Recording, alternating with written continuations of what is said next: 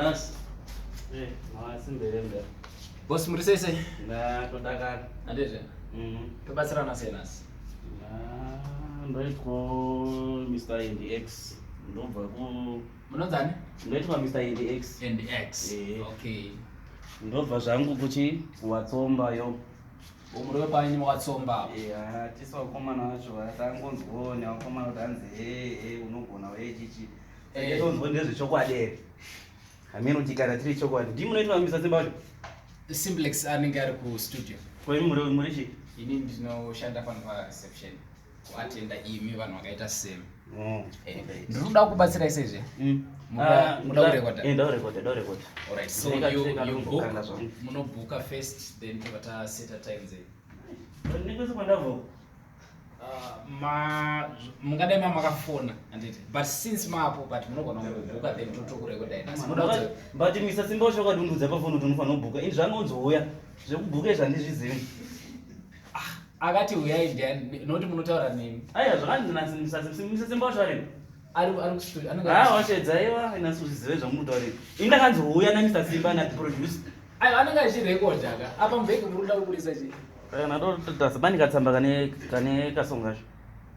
Osonga yacho iripo makatonya. Ndori naye. Abo zvemuti hanzi buke zvansikuziza. Ere mwembozi yako andaigara kwacho.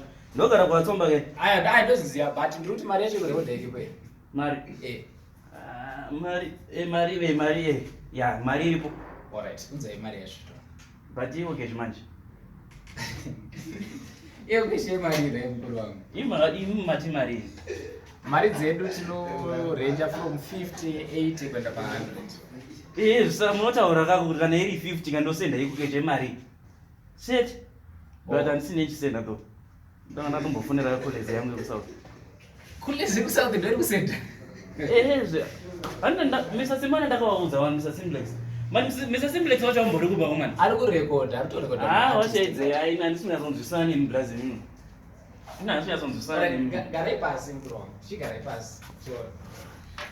Alright, Mr. NDX. Munoda kurekoda. Mari yenyu iri ku South Africa izvo. Alright, zvatoita Mr. NDX munomwara munogara kupemba. Uno?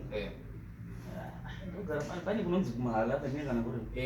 Zvatiri kuita imimi Mr. NDX ndichachironga nhau dzenyu. Imimi endai munoita kuti muwane mari anditi moya mangwana.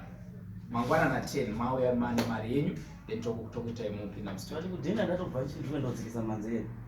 But mamusina kunge makarongeka plus amutorina mari yacho. Ini Mr. Simba wacho domboona. Wamboripi dombotanga ndamboona Mr. Simba. Chimbowaudze kuti mukomana wayo yasvika. Izvo zvari kurekoda. Ari kutoshanda album na Eddie muridzi ungacho. Umuzoti kumwe NDX auya. Anozvisa ndozonzwisa seko yeye ndimuridzi wacho.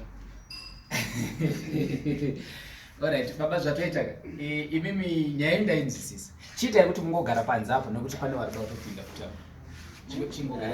Blazika ini ndoda kuona Mr. Simba. It's okay. Chigarai panze, ndiri kuuya chikubatsira ipapo. Mr. NDX.